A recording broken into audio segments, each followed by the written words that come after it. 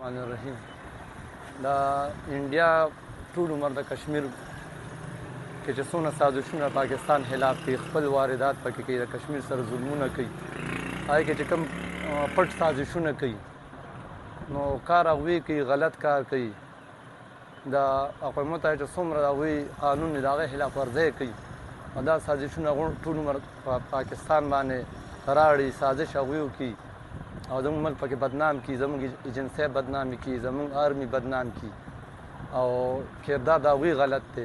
هغوی زموږ خلاف دا سازشونه کوي. د الله پاک په رحم سره زموږ د ایجنسو په کوشش باندې د دوی په محنتونو هغوی خپل سازش کې ناکامیابه شي،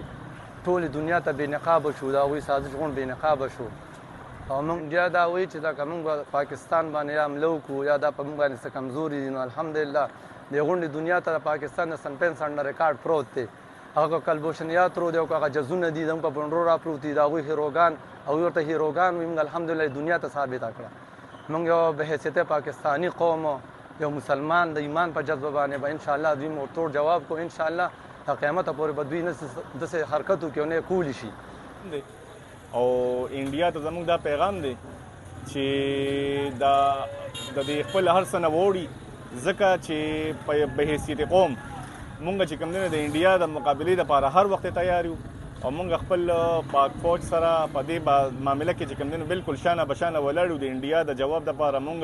هر قسمه قربانۍ ورکولو ته تیار یو او انډیا دا سوچ هم نه کوي چې پاکستان څه کمزورې قوم دی. پاکستان کمزورې قوم نه دی، که پاکستان کمزورې ګڼل دا دوی غلطي ده او که دوی په دې غلطۍ کې نو انشاءالله چې بسم الله الرحمن الرحیم. څنګه چې تاسو ټولو پاکستانیانو ته معلومه ده چې انډیا یو قسم دغه کړی دی او په پاکستان باندې د دهشتګردۍ الزام لګولی دی او هغوی دا ویلي دي چې یاره د هغلته خپل څه کسانو باندې یو ډرامې جوړه کړې ده او د هغې الزام یې په پاکستان لګولی دی. خو انشاءالله تعالی د پاکستان بچې به راپاسي روزي به او د انشاءالله که زمونږ حکومت او فوج مونږ سره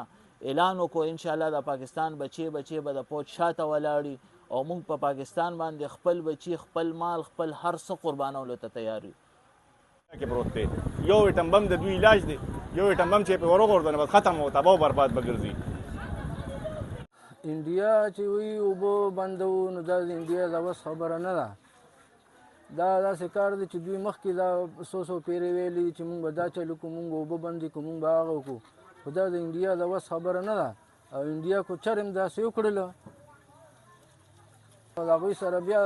د دې پښتنو سره حل شته، د هغوی نه به مونږ سترګې وباسو، دا ملک پې بیا نه به انډیا وي او نه به دا خلک وي.